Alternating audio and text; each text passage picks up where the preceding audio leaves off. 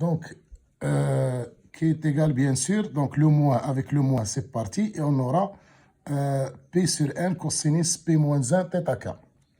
Donc, P, xp moins 1 sur x 2n plus 1, ce n'est autre que la somme de k allant de 1 à n de moins P sur N cosinus P θ k x plus P sur N cosinus P moins 1 θ k divisé par x carré moins 2x cosinus θ k plus 1. Donc, il faut faire attention à ces calculs. C'est un peu long, mais on n'a pas le choix. Il faut savoir les faire. Donc, R de x, donc je vais sortir le P sur N, parce que c'est demandé dans l'exercice. Donc, R de x, ce n'est autre que P sur N, la somme de k allant de 1 à n, de moins cosinus P θ k fois x, plus cosinus P moins 1 θ k sur x carré moins 2x cosinus θ k plus 1. Donc, si on pose AK égale moins cosinus P θ k et BK égale à cosinus P moins 1 θ k, on aura répondu à la question. C'est-à-dire, la question, elle voulait bien sûr démontrer que R de x s'écrit sous la forme P sur N sigma de RKXK avec RKX égale à AKXK plus BK sur x carré moins 1. Voilà. Et il faut déterminer bien sûr AK. Donc AK c'est, j'ai dit AK c'est moins cosinus de P θ k et BK c'est cosinus de P moins 1 fois θ indice K. Maintenant, on doit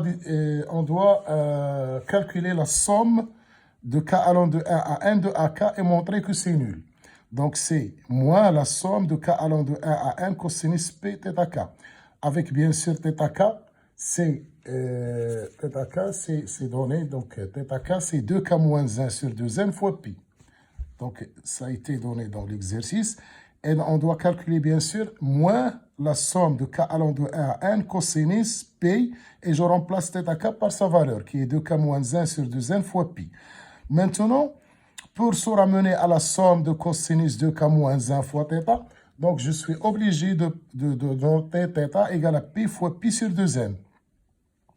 Et on aura donc la somme de k allant de 1 à k, ce n'est autre que moins la somme de k allant de 1 à n de cosinus de k moins 1 θ. C'est la somme qu'on a calculée dans la première partie. Et bien sûr, ça c'est... On l'a déjà calculé.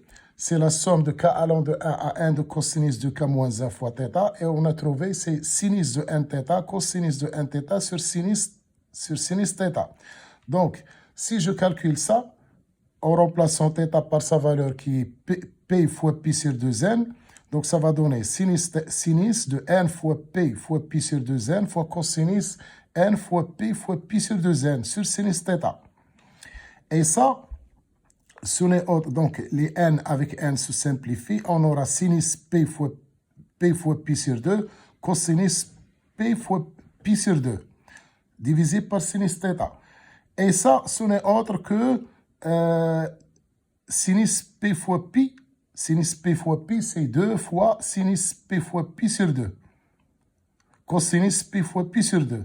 Et je sais bien que sinus p fois pi sur 2 égale à 0. Sinus p fois pi égale à 0, quel que soit p entier. Donc, sigma de AK égale à 0. K allant de 1 à n égale à 0. Et on a bien répondu à la deuxième question. Bon, c'est vrai qu'il y a beaucoup de calculs, mais bon, il faut savoir les faire. Hein. Donc, maintenant, la troisième question. Je vais vous rappeler la troisième question. Bon, maintenant, ils disent que pour tout cas de 1 à n, soit SK la primitive de RK qui s'annule en 0. Montrez que SK égale AK sur 2 ln de x carré moins 2x cosinus θ k plus 1 plus sinus p θ k arc tangente x moins cos θ k sur sinus θ k plus pi sur 2 moins θ k sinus p θ k. Bon, ça, ils nous ont donné la primitive. Il faut juste vérifier que la dérivée de SK, ça va donner RK, et SK en 0 égale à 0. Donc ça aussi, c'est un calcul qu'il faut le faire.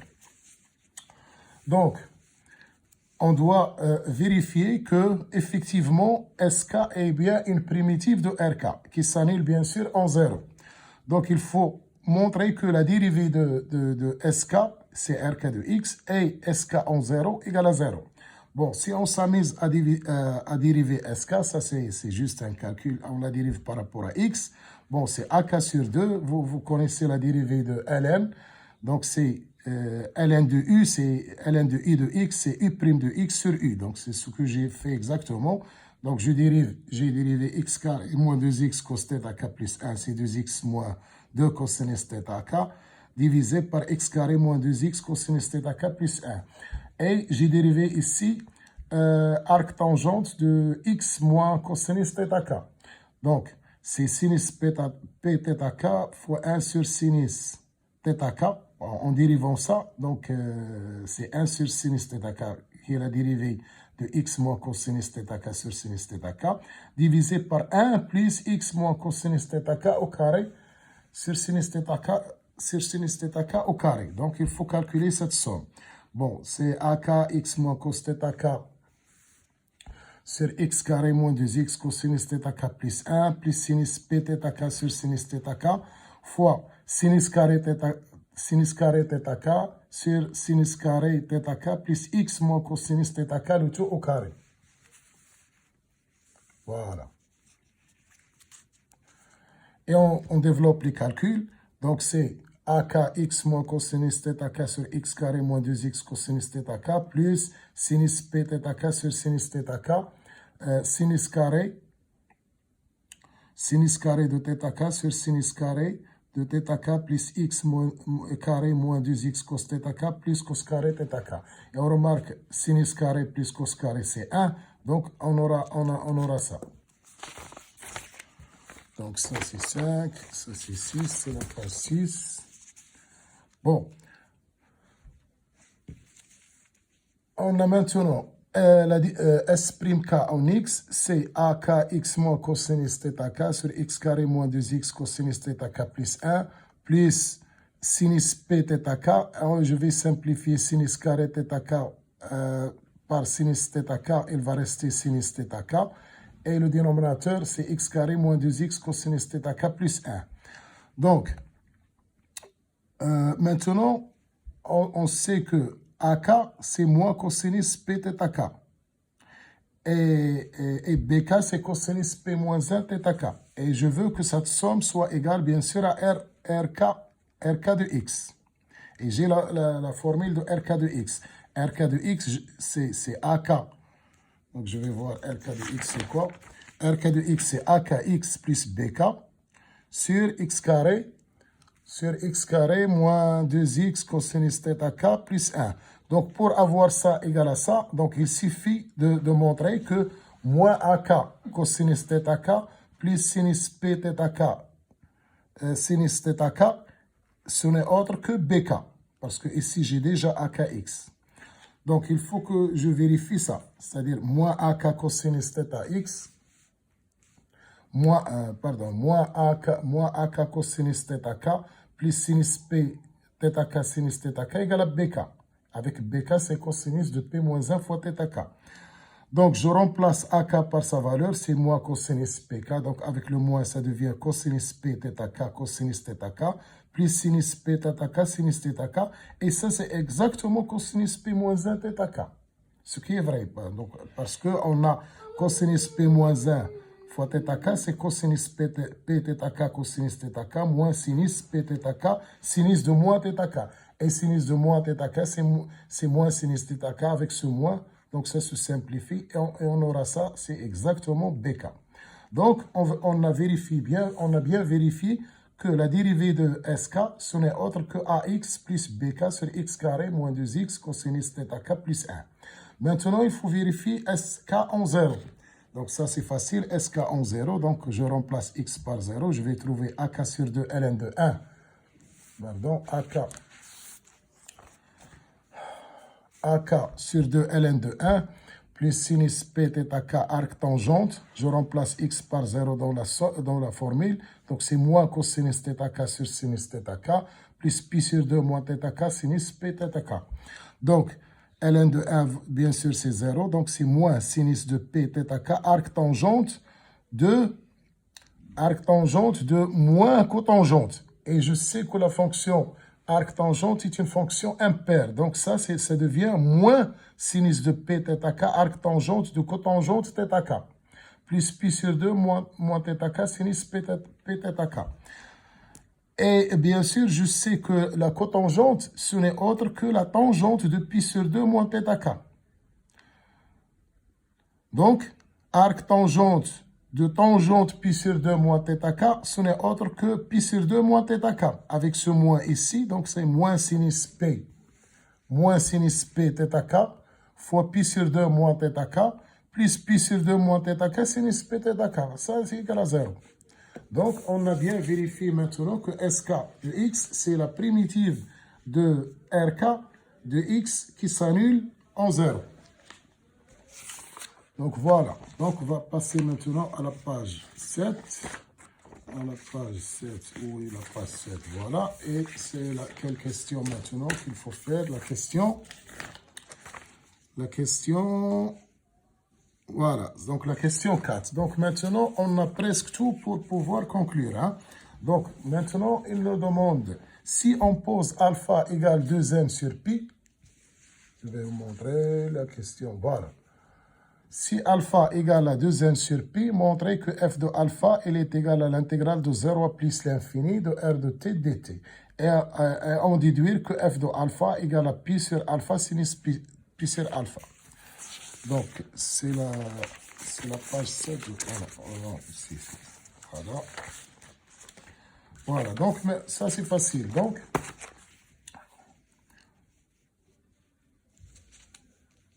bon. Maintenant, on pose alpha égale à 2n sur P, pardon. On a bien sûr f de alpha, c'est f de 2n sur P. Mais f de 2n sur P, c'est quoi? C'est l'intégrale de 0 à plus l'infini de dt sur 1 plus t à la puissance 2n sur P. Et je vais poser le changement de variable t à la puissance 1 sur P égale à u. Je rappelle que P, elle est supérieure strictement à 1. C'est un entier qui est supérieur strictement à 1. Donc t à la puissance 1 sur P égale à u. Donc ça veut dire que t égale à u à la puissance P. Et bien sûr, dt, ce n'est autre que P up moins 1 du. Donc, je remplace directement ici dt par p up moins 1 du. Et j'ai bien sûr t à la puissance 2n sur p, ce n'est autre que u à la puissance 2n, parce que t à la puissance 2n sur p, c'est t à la puissance 1 sur p, le tout à la puissance 2n est égal à u à la puissance 2n.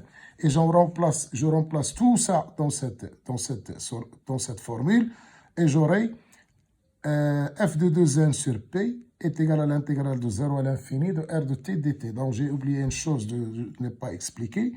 Pour, les bornes, ça reste la même chose parce que j'ai t égal à u à la puissance p. Donc, lorsque t tend vers 0, u tend vers 0. Lorsque t tend vers l'infini, u va tendre vers l'infini puisque p est supérieur strictement à 1. Donc, les bornes, c'est la même chose. Et ça, ce n'est autre que r de t. Donc, on a f de 2n sur p est égal à l'intégrale de 0 à l'infini de r de t dt. Donc, maintenant, on va passer au calcul de déduire la valeur de f de alpha. Pour ça, j'ai posé l'intégrale de 0 à l'infini. C'est l'intégrale de 0 à a de r de t dt. Et je vais tendre a vers l'infini. Bon, pardon. Parce que j'ai besoin de calculer cette intégrale. Donc, je vais poser a, un réel strictement positif, et je vais essayer de calculer cette intégrale entre 0 et a de p sur n, parce que r de t, c'est quoi? R de t, c'est p sur n, la somme de k allant de 1 à n, rk de t dt. Donc, c'est p sur n, l'intégrale de 0 à a, sigma de k allant de 1 à n de rk de t dt. Et par linéarité de l'intégrale, ça c'est 0a, donc c'est p sur n, la somme de k allant de 1 à 1 de 0a, rk de t dt. Et bien sûr, je vais utiliser le résultat que nous avons trouvé précédemment, c'est qu'une primitive de rk de t, ce n'est autre que sk de t, une primitive qui s'annule en 0. Donc, c'est P sur N, la somme de K allant de 1 à N, et le crochet SK de T entre 0 et A. Donc, le crochet en 0, il est égal à 0. Parce qu'on a déjà vérifié que SK de 0 égale à 0. Donc, ce qui va nous intéresser, c'est de remplacer T par A et faire tendre A vers l'infini et essayer de voir qu'est-ce que ça va donner. Voilà. Donc, je vais faire les calculs, bien sûr. C'est un calcul qui est un petit peu long, mais je vais essayer d'aller doucement pour que vous compreniez. Donc, je remplace bien sûr le A dans cette formule, dans les crochets, et je vais continuer les calculs. Donc, c'est P sur N, la somme de K allant de 1 à N, de AK sur 2, ln de A carré moins 2 à cosinus θ K plus 1, plus P sur N, la somme de K allant de 1 à N, sinus de P θk, arc tangente de A moins θk sur sinus θk, plus pi sur 2 moins θk sinus de P θk. Voilà. Donc maintenant, j'ai remplacé le T par A. Et le 0, comme on a dit, c'est S de 0 égale à 0. Maintenant, il y a un petit truc à faire dans cette intégrale ici, et c'est de factoriser par A carré. A carré, on la factorise ici, et on fait bien sûr la propriété de ln. Donc ça devient P sur N, somme de K allant de 1 à N de AK sur 2, ln de A carré fois 1 moins 2 sur A cosinus θk plus 1 sur A carré, et ça reste la même chose. Donc, je fais la propriété de ln. ln de A fois B, c'est ln de A plus ln de B, ça vous connaissez. Donc, ça devient P sur N ln de A fois la somme de sigma de AK, plus P sur N, somme de AK sur 2, ln de 1 moins 2 sur A cosinus θk plus 1 sur A carré, plus P sur N, la somme de P θk, arc tangente A moins θk sur sinus θk, plus Pi sur 2 moins θk sinus P θk. Voilà. Mais ici, vous remarquez, on est arrivé à la somme de sigma, la somme de AK. Et on a calculé la somme de AK précédemment qui est égale à 0. Donc tout ce terme ici, c'est 0. Donc c'est ça pourquoi ils nous ont demandé de calculer la somme de AK. Donc qu'est-ce qu'il va rester? Il va rester P sur N, la somme de AK sur 2, ln de 1 moins 2 sur A cosinus θk plus A1 sur A au carré. Lorsque A tend vers l'infini, 1 moins 2 sur A cosinus θk plus 1 sur A au carré, dans chaque somme, dans chaque facteur de somme, il va tendre vers 0. Donc tout ça, il va tendre vers 0 lorsque A tend vers l'infini. Donc, on va poursuivre les calculs. Bon, maintenant, c'est juste un calcul qu'il faut poursuivre. Bon, ce que j'ai dit, donc sigma de AK égale à 0. Donc, la première somme, il va partir et il va rester ça, qui va aussi tendre vers 0. Donc, c'est ce que j'ai dit. Il va tendre vers 0. Et qu'est-ce qu'il va rester? Il va rester P sur N, la somme de K allant de 1 à N, de sinus P θk fois arc tangente A moins θk, plus pi sur 2 moins θk sinus P θk. Et bien sûr, toute cette somme, on fait tendre A vers l'infini. Donc, si on fait tendre A vers l'infini ici, dans chaque facteur de somme, arc tangente de A moins θk sur sinus θk, il va tendre vers pi sur 2. Parce que A moins θk sur sinus θk, il va tendre vers l'infini. Arc tangente en infini, c'est pi sur 2. Donc, il va rester pi sur n, somme de K allant de 1 à n sinus P θk pi sur 2, plus pi sur 2, moins θk sinus P θk. Ça, il ne dépend pas de A. Il va rester comme ça. Donc, et ça, bien sûr, c'est égal à la limite de 0 à A, R de t dt. Donc, c'est-à-dire de 0 à l'infini, R de t dt. Donc, c'est en quelque sorte, c'est f de alpha. Donc, je continue les calculs. Donc, c'est P sur 2n, la somme de...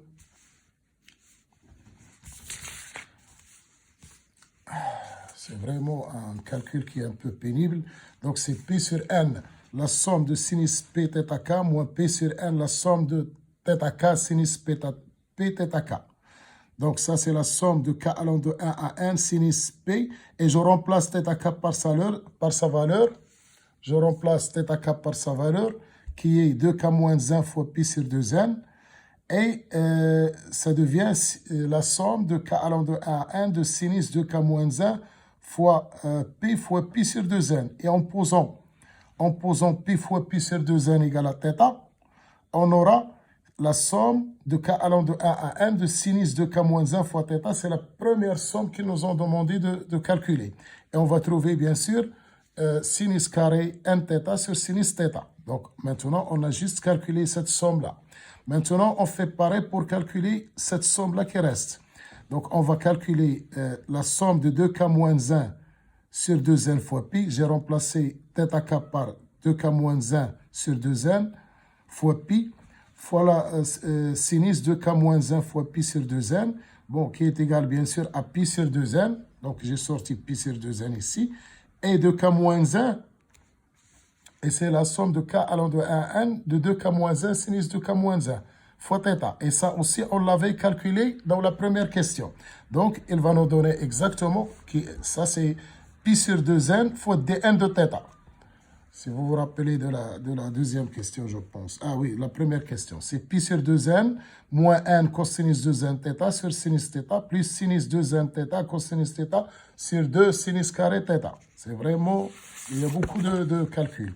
Bon, et bien sûr, on fait le calcul de cette somme, la somme de cette somme avec cette somme. Donc, il vient, donc P sur N sinus carré N θ sur sinus θ, moins Pi sur 2N, P sur N moins N cosinus 2N θ sinus θ, plus sinus 2N θ cosinus θ sur 2 sinus carré θ. Donc, après tout calcul fait, et vous pouvez vérifier tout seul. Donc, c'est P sur N sinus carré N θ sur sinus θ plus P fois Pi sur 2N cosinus 2N θ sinus θ moins P fois Pi sur 4N carré sinus 2N θ cosinus θ sur sinus carré θ. Mais ça, c'est égal à 0. Pourquoi égal à 0? Parce qu'on a θ égal à P fois Pi sur 2N. Donc, si je multiplie 2N θ, 2N θ, ce n'est autre que P fois Pi. Donc, ça, c'est égal à 0, ce terme. Ce terme est égal à 0. Donc, il va nous rester P fois Pi sur N sinus carré N θ. P fois Pi sur N sinus carré N θ sur sinus θ, plus P fois Pi sur 2N cosinus 2N θ sur sinus θ. Et ici, je vais remplacer cosinus 2N θ par cos carré N θ moins sinus carré N θ. Et je fais les calculs et je fais ça, j'ajoute ça avec ça. Donc, ça, c'est P fois Pi sur 2N. P fois Pi sur 2N sinus carré N θ sur sinus θ, plus P fois Pi cos carré N θ sur 2N sinus θ. Et ça va donner P fois Pi sur 2N sinus θ. Donc, voilà l'intégrale.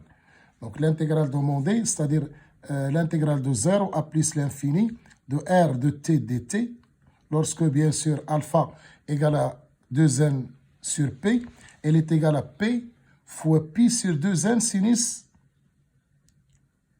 θ. Sinus θ, voilà. Et je rappelle que θ, on l'avait posé p fois pi sur 2n.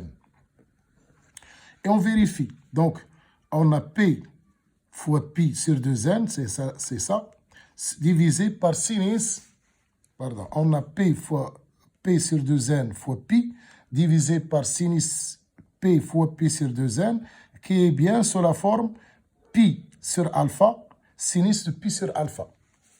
Donc, on a bien démontré lorsque alpha égale 2n sur p, f alpha, ce n'est autre que pi sur alpha sinus pi sur alpha. Donc, c'est ça le résultat de la question numéro 4. Maintenant, on va lire la question numéro 5. Bon, la question numéro 5, c'est quoi? Donc maintenant, pour alpha rationnel, on a montré le résultat. Bien sûr, alpha rationnel supérieur à 1 et sous la forme de n sur p, on a montré que f de alpha, c'est pi sur alpha sinus pi sur alpha. Mais maintenant, pour alpha quelconque appartenant à l'intervalle 1 plus l'infini, il nous demande de montrer que f de alpha égale pi sur alpha sinus pi sur alpha, pour alpha réel. Ici, il faut se souvenir d'un résultat que vous avez fait en première année. C'est le résultat de densité. On sait que Q est dense dans R. Donc, tout réel alpha est limite d'une suite de rationnels. C'est ça l'idée. Hein? C'est ça l'idée qu'il faut utiliser. Donc, je cherche la page 10. Je ne sais pas où je l'ai mis. Voilà. Donc, on essaie d'utiliser le résultat de densité. Donc, je vais répéter. Donc, on sait que Q est dense dans R. C'est-à-dire, ça veut dire quoi? Ça veut dire que entre deux réels quelconques, je peux trouver une infinité de rationnels. C'est-à-dire que tout nombre réel est limite d'une suite de nombres rationnels. Bon, si je prends alpha appartient à R avec alpha supérieur strictement à 1, on sait que Q est dense dans R, donc il existe une suite UN de rationnels qui va s'écrire bien sûr sous la forme UN égale à Pn sur Qn, tel que limite de UN lorsque n tend vers l'infini égale à alpha sur 2. Bien sûr, si j'ai alpha réel, alpha sur 2 est réel. Donc il existe une suite de rationnels qui va converger vers alpha sur 2. Et bien sûr, cette suite de rationnels, je l'ai noté Pn sur Qn. Donc si Pn sur Qn converge vers alpha sur 2, la suite Vn qui est égale à 2Un, qui est 2Pn sur Qn, va converger vers alpha. Et alpha est supérieur strictement à 1. Donc 2Pn est supérieur strictement à Qn. Ça veut dire que 2Pn sur Qn est supérieur strictement à 1. Et maintenant, on va utiliser la continuité de f, parce qu'on a montré que f, elle est dérivable sur 1 plus l'infini, et on a même montré qu'il est 2 fois dérivable. Donc s'il est dérivable sur 1 plus l'infini, il est continu sur l'intervalle 1 plus l'infini. Donc, qu'est-ce qu'on a? On a 2Pn sur Qn, il va tendre vers alpha. Et f2, 2Pn sur Qn, d'après ce qu'on a montré, f de 2Pn sur Qn, ce n'est autre que pi sur 2Pn sur Qn sur sinus pi sur 2Pn Qn. C'est ça que nous avons montré. Voilà, pi sur alpha, sinus de pi sur alpha. C'est ça que nous avons montré dans la question 3. Maintenant, par la continuité de f de 2Pn sur Qn, il va tendre vers f de alpha. Parce que 2Pn sur Qn, il tend vers alpha. Et par la continuité de f de 2Pn sur Qn va tendre vers f de alpha. Maintenant, pi sur 2Pn Qn sinus pi sur 2Pn Qn, il va tendre vers pi sur alpha sinus pi sur alpha. Puisque la fonction pi sur x sinus de pi sur x, pour x supérieur à 1, elle est continue. Donc, il va tendre vers pi sur alpha sinus pi sur alpha. Et par unicité de la limite, on a f de alpha est égal à pi sur alpha sinus de pi sur alpha. Donc, c'est ça le résultat très important sur lequel nous sommes arrivés maintenant. Donc, on a utilisé la densité de Q dans R. Donc, Q dans R pour montrer pour alpha quelconque réel supérieur strictement à 1, f de alpha égale à pi sur alpha sinus de pi sur alpha. Bon, c'était un problème très, très, très intéressant. Et en cherchant sur l'Internet, j'ai trouvé dans le site de Christopher Bertholdt. C'est un site qui est bien connu. Je vais vous donner son nom. Christopher. On ne fait pas de la publicité. Bertholdt. C'est un site qui est très intéressant. Surtout, il y a des exercices qui ne sont pas corrigés. Donc, ça permet aux étudiants de faire beaucoup de réflexion pour trouver la solution. Et j'ai trouvé par hasard un devoir libre que le professeur a donné à ses élèves de première année. Et c'est le même problème que nous avons travaillé et que nous avons corrigé, mais il est traité d'une autre manière.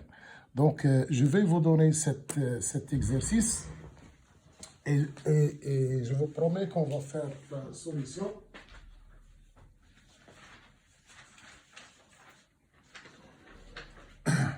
Donc, je vais vous donner cet exercice. Il est très intéressant et il est posé d'une autre manière qui est très différente à celle-là. Et c'est un devoir libre que le professeur a demandé à ses élèves de rendre le 21 avril 2020. Donc, si vous voulez, on peut faire la correction de cet exercice aussi. Donc, c'était très intéressant. Elle est posée d'une autre manière, qui est différente de celle-ci, mais bien sûr, on va arriver au même résultat. Donc, voilà l'exercice. Donc, je vais essayer de bien le visualiser.